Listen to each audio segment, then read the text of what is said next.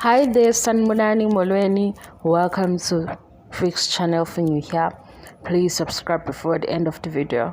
If returning, thank you for love and support. I appreciate you. Utano is Tembo, Isn't is Tembo, Real Housewives of Durban. Wait guys, kontesi xoxayo la. Into esake sayibona before sizosebenzisa yona njengesibonelo mase sikhuluma ngolaXhonco no-Annie kanye futhi nolaXhonco kanye nama housewives ayevela laphaya ku Real Housewives of Durban. Lento ke sixoxa ngokuthi i-TV show into esikhombise yona ilesikhuluma ngayo. Ngifisa zenikwamukele lokho ngoba ngisazoxoxa ngama-TV shows kodwa silapha ke. Lana izingane ezisithembu kwenzakalani. Makuvala ishow khona bathi ke uTirelo uzithengele i-ring. Ingobani bona ababonanga uSmith eveza i-ring ayinikeza uTirelo. Kodwa masiphela ishow uTirelo usevela ne-ring. Kunale igama ke la trend ake kuthando nesithembe lithi delusional laqhatha amakhosikazi.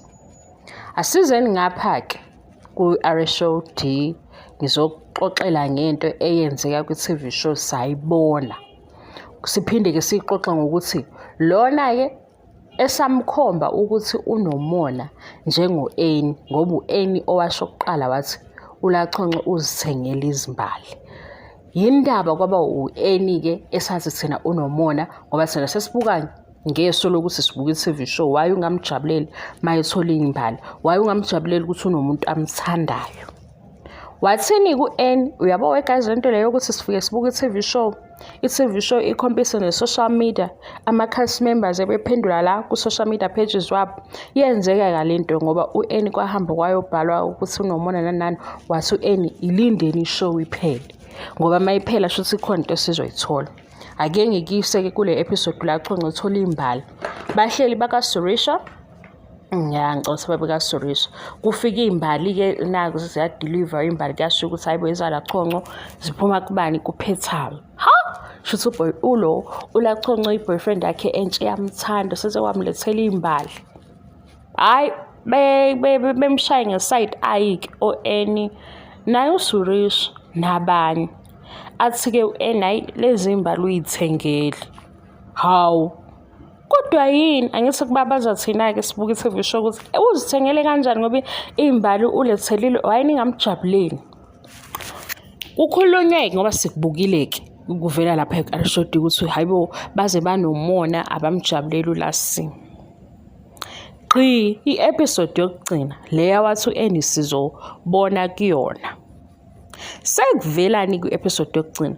Ku-episode yokugcina kuvela ukuthi lento belokhu beyenziwe uLassi bekwamanga. uLassi ubekuplan ukuthi uzoyigqoka i-ring ne-ring angithi wayigqoka aphinda ayikhiphe. Athi usho u-Annie uthi u-Annie isizathu sokuthi yena angamsondeza uLassi eduze kunezinto azibona ukuthi engathi akamqondi kahle. Yilento ukuthi wazithengela izimbali ngoba shuthi efuna ukuthi ebukeke kanje kubantu. Fine. I-ring uyayikhipha uyayigqoka ingoba manje ufuneka kubukeke sengathi ushadile kubuye ngathi uyagoba emshadweni wakhe uyabo.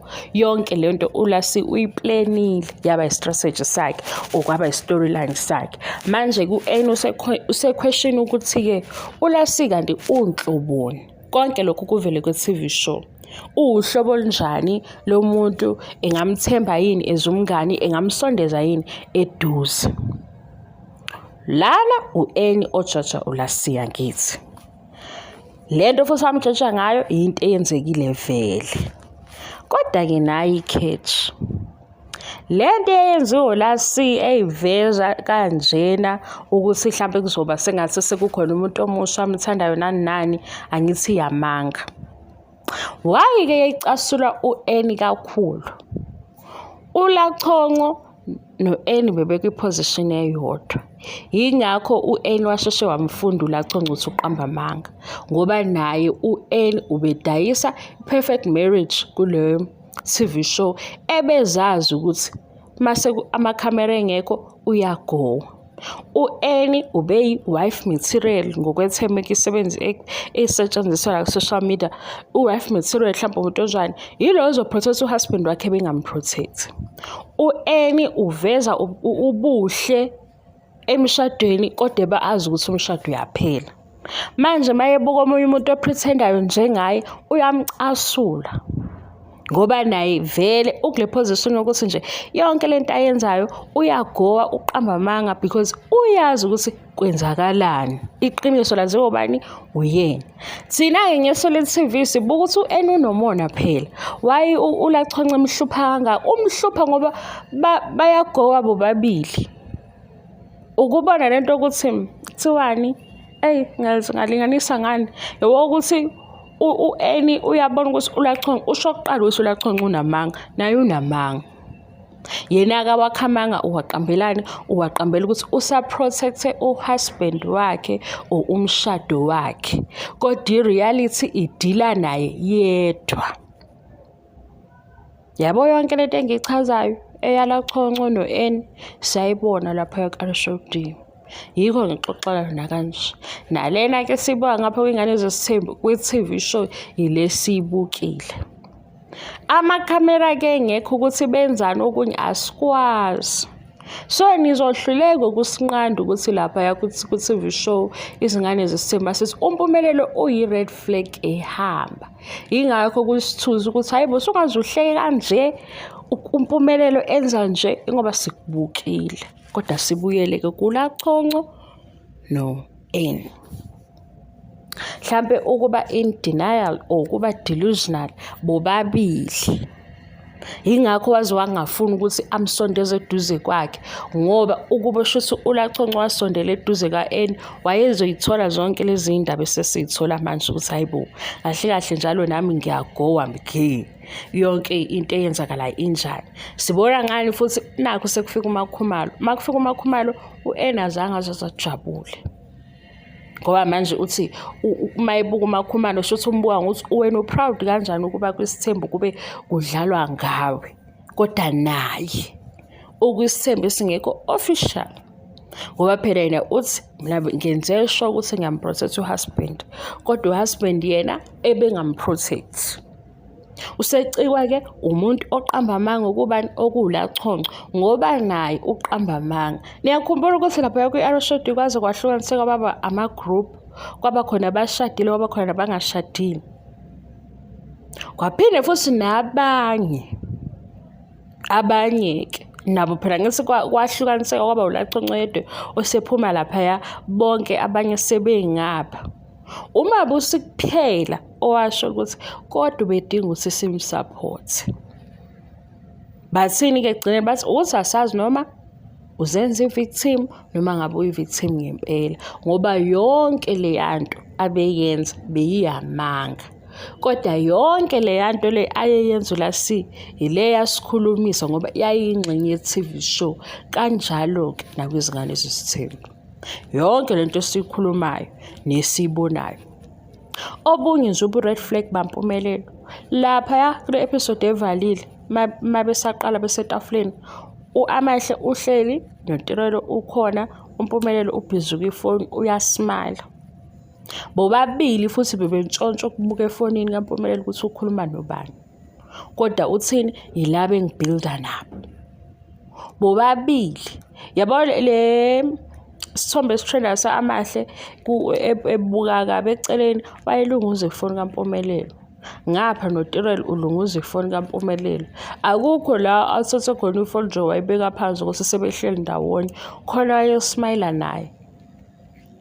Futhi lento eyenza ukuthi balunguziswa ukuthi usmayila kanjani nefoni bekhona la. Yinto-ke siyibuke lapha ku-TV show.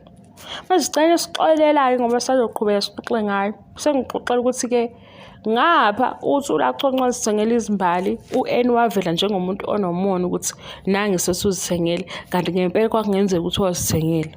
I-ring eyigqoke eyifaka nayo mhlawumbe wayena-access-a lokho wayengasho ukuthi hayibo banomoya kodwa into vele wayevele yenza. Nangapha kwizingane zesithembu yikho sibabazi ukuthi hayibo kwasenijabula kangaka yizini esisele. Enye-ke ngeke siyikhulume into esingayibonanga sithi siyibonile. Yabo lena isenzela yona ukuthi umamkhulu ubani asikubonanga ku-TV show kodwa sizokuxoxa-ke. Njengoba sifakazisa nge-TV show sifakazisa ngesikubonile. Mina nje episode yokugcina uMpumelelo uyahleka efonini nalo wahleka naye. Nabanye futhi athi uyabahlekisa uhleli nabo khona labo babili eduzane kodwa uhleka nefoni. Baze bayalunguza-ke nabo efonini yakhe. Uze wayiyeka ifoni ngoba sekukhuluma uSiney. Lesi sithombe ku-abahlelunguza efonini yaMpumelelo yileso sesitrend kuthiwa ube-reactor ukuthi uMpumelelo mhlampe umfihleli akakazi. Sekwamanga nje social media. Lesi sithombe esitrendayo esivezwe amahle ebuka kabi wayelunguza ifoni yaMpumelelo. Ngizonifakela. Ngizothatha amanye ama-TV shows ngithi nakho sake sakubona khona. So mase sikujaja kanje ingoba sike sakubona before. Ulaconce singela imbali, ulaconce eyifaka eyikhipha i-ring eyifakela yena. Ulaconce wahamba wayoxoxa noSuresha wakhala, waphinde wabuya futhi angithi phela usehambile wayoxoxa noSuresha ukuthi akhambi kahle. Sesiyamdabukela ukuthi hayibo shame kaze ibuhlungu lento ngoba mhlawumbe akekho umuntu ongakhuluma naye. Uma sebezama ukukhuluma naye useyabacasukela futhi. Kodwa laba abazama ukukhuluma naye maye bacasukela uyahamba ufuna ukungena ezindlini zabo. Akabafuni yena kwe-personal space sakhe kodwa uyahamba uyengena ezindlini zabo. Sebeyabuza abantu ukuthi izohamba kanjani-ke lento? Ufuna ukuyisondeza eduze kwethu kodwa masisondele eduze kwakho awufuni. Lento-ke isho ukuthini? Shuthi kukhona izinto ezingakabhalansi kahle. Kodwa yena ubedingani i-support nje kulama housewives. Kodwa lama housewives wona ayisebuka ngokuthi phela thina sinemishado e-perfect. Umuntu owenza kanje ngeke sikwazi ukuthi sisondelene eduze kwakhe. Kanti umuntu mhlawumbe wenza izinto ezingaqondali ingoba vele akakahambi kahle esidini lakhe udinga i-support. Kodwa yonke lento-ke ngesikhathi siyenzeka awuyijaji ngaleyo ndlela ngoba ujotsha ngokuthi hayibo cha angimqondi ukuthi uyisima kanjani. Namhlanje uyakhala kusasa usehappy manje futhi kubuye ngathi kudlalwa ngaye ephinde futhi yena vele engathi akudlalwa ngaye senze njani? Dinga support. Noma phela ingabukeka iwubuqili yonke lento ngoba ngesikhathi siyilandela naso sibuka ukuthi hayibo waziwa namango laChonco. Yonke into isitori sakhe siyashintsha. Lokho kushintsha kwe-story kusho ukuthi vele kudingeka i-support nje la msupporteni mnikezeni i-hug bavele bamjaja-ke. Kanti bamjaja nje nabo banabo ezabo ngoba u-Annie useyavela ukuthi hayibo sonke lesikhathi bengiprocess umyeni wami. uLondilandani wavalelisa kwishow ngoba uMembeso awusizi. Angize ngibalela bonke abantu ababemjaza phela. Wavalelisa kwishow ngoba umshado wakhe awusizi. Nonku waba nezakhe yabo. Kodwa-ke bona babemjaja ngeso lokuthi phela wena usondela eduze kwethu kodwa awufuni ukusitshela ezakhe indaba. Engathi wena uzosesha thina. Ufuna ezethu indaba kodwa ezakhe awufuni nazo. Kanti-ke abantu besifazane sibuye sishode kule ndaba. Kule ndawo yoku-understandana siyashoda. Ngoba mhlawumbe umunye into uyi-understanda kangcono ngoba nakhe se-experiencing. Akakwazi mhlawumbe ukuthi ubuke omunye umbuke ngeso lokumzwela ukuthi hey ngeke kodwa wenza izinto ezingaka kube ku-right konke. Okusho ukuthi udinga ukusupport ngoba lento ezokwenza ukuthi uyithengele imbali ufuna ukuprovela abani ini. Why unga-accept i-reality yakho njengoba injalo? Lento ezofuna ukwenza sengathi uyathanda because ukuthandwa ku-experiencewa wuwe kube yiqiniso olaziyo. Uyayibona leyo nto leyo? Abe sengithiniye manje ngeke.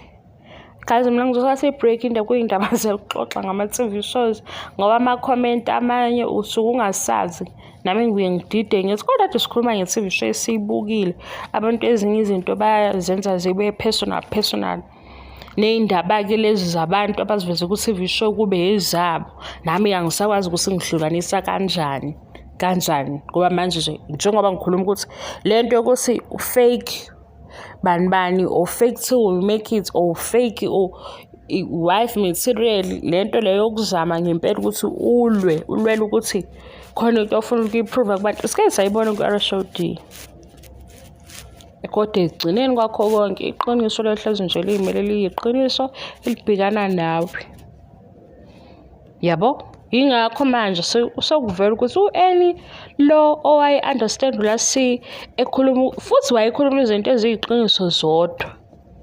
Sesibona manje ukuthi hayibo u-Annie wayekhuluma njengolasi kanti naye. Ngoba uthi ukhomba ka-left eminye ikhomba ka-right. Yiko nje sikumangalela ukuthi hayibona avuka manje uMpumelelo nasenimbeka le phezulu kanti emuphi lo Mpumelelo. Noma sesibuka ishow e-wrong noma sibuke ngeSolomon. Ngase ngiyakhumbula ukuthi sayibuka into enje kwe-RSOD. Yabo nje wamkhulumela umuntu futhi lo kuwumuntu wakho ne-boyfriend akusasiyazi thina. Ungakhathazeki. Akekho futhi umuntu osuke eni-attack. Even uhusband waqala nje wathi yeyi usathane ngoba phela kuyohleze kube usathane obeka icala, kuba usathane or kube ama-side chick, kodwa umuntu engafuni ukuthi umyeni wami wenza kabi, i-boyfriend amenza kabi. Yazi indaba ukuthi ufuna ukublame usathane, awufuni nje wena kumshiya lo muntu. Manje ukuze ube comfortable kulento e-toxic ungafuna ukufuna amaphutha kosathane. Manje kuthi usathane ohlasele. Hayi namantombazana awazihloniphi. Lona-ke okwenzayo lokho yena ngithi usafuna ukumgona phela. Kumele kuthiwa usathane uyihlasela imishado. Busy kubhuti lo enjoy lezi zinto afuna ukuyi-enjoy ngoba uyazi naye ukuthi kuzoblame usathane. Busy futhi enze lento afuna ukuyenza ngoba kuzobhekwana i-side chick. Toxic aqhubekele phambili ngoba vele wena uzosifuna isizathu ngeke kuze kube huye. Ilento-ke ngixaka ukuthi abantu abadala wayesebenza ngathi uMpumelelo lesimbukile akuseyena. Nge-episode eyodwa. Hawu. Amvalelele inkulumo yami ende manje sezozibhimbe ngifuna ukukuchazela ukuthi sekwake kwenzeka uLachonco nange ku-RSOD waba isibonelo salento esishoyo. Basho futhi bathi sobona nge-episode yokugcina ukuthi kungani. Angithi o-Annie basebejajwa phela sekusho ukuthi ningamabhuli kodwa ninomona. Kodwa-ke vele endaweni yomona yayikhona iphathi encane eyayibenza bebe nomona. Ngoba nathi saxaye ukuthi awani sakwazi ukumjabulela. Kanti bona bathi yonke lento iyamanga. Ukuprova-ke lokho uLachonco akakwazanga uphendule impendulo eziqondile ekugcineni. Sekufaka imibuzo ukuthi ukhona umuntu noma akekho. Imbali vele uzithengele wena. I-ring ukuyigqoka nokuyikhipha ukwenzelani. Wasisala nokuthini-ke siyama-viewers bekuyindlela afuna ukuthi simbuke ngayo ku-TV show. Hayi ukuthi futhi njengoba ngixoxa nje kanje kusho ukuthi asimhloniphi, indlela wafuna ukuthi simbone ngayo. Njengoba no-Annie into awayenza lapha indlela wayefuna ukuthi simbone ngayo ngaleso sikhathi. U-Annie ofanayo uyo sesitshela ukuthi bengenza nje kube kwenzeka nje ngikwenze konke ukuprotector. Uyo beprotect engaprotectiwe. Yabo. Ngoba manje sole asihluleke ukuzwa ukuthi lento niyenza nobabili noma uyenza wedwa.